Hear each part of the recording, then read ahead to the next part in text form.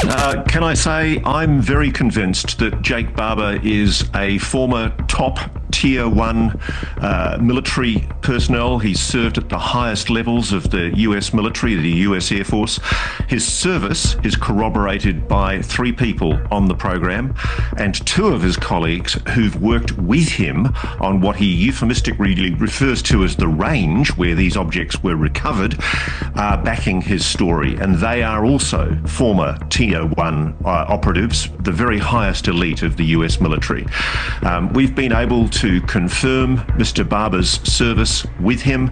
We've been with him when he's gone to give evidence to the Senate Select Committee for Intelligence, and we've been watching over his shoulder as he's also briefed ARRO, the Pentagon's UFO office. And it's quite clear everyone's taking his information very seriously. The big question is anybody going to do anything about it? What's an HI? You want to take that question? NHI stands for non-human intelligence. It's basically, Chris, the vernacular that's used now to describe something that is not of human origin. Basically a biological specimen or a technology that's created by something that is intelligent but is not human. What do you make of that, Lou? Well, look, if this turns out to be legitimate, then you're talking about a story that's probably even bigger than the 2017 story the New York Times broke when I first came out and some of my colleagues.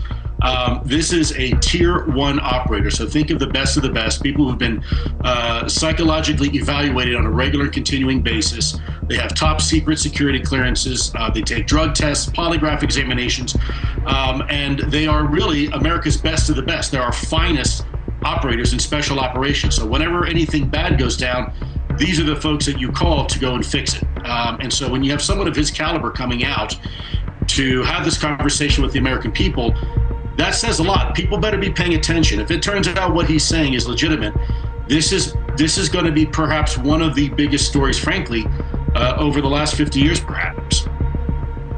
Ross, what are the questions for you after what we'll learn in the special tomorrow night? Look, the simple fact is that there is a problem, Chris. The Pentagon is consistently trying to evade answering questions on this subject. They've told us that they have confirmed that Jacob Barber's claims have been made, that they're aware of the claims, but they're maintaining their persistent claim that there is no evidence of any programs regarding the possession of reverse engineering of extraterrestrial materials.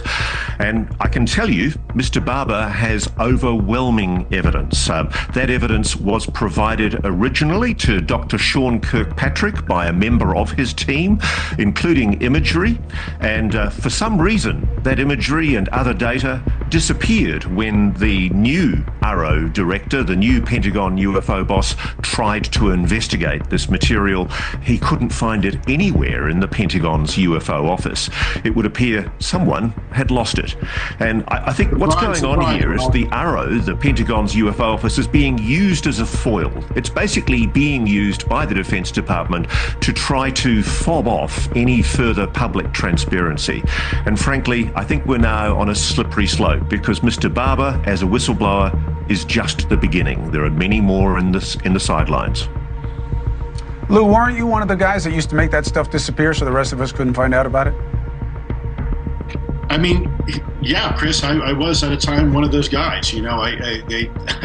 Some people have accused me of being one of the men in black. I prefer to be referred to now as one of the men in white, trying to bring transparency and some information into the public eye. Ross has done an incredible job with this. By the way, he's been sitting on this now for almost a year and a half, if I'm not mistaken, Ross.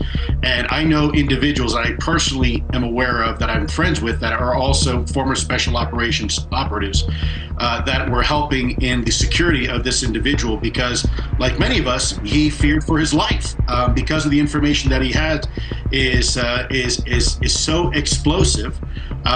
Think about this for a second. Surprise, surprise. Sean Kirkpatrick, the former ARRO director, saying, someone may have talked to us, but we don't have any more of the evidence that was supplied to us. The new ARRO director I think is taking this topic very seriously.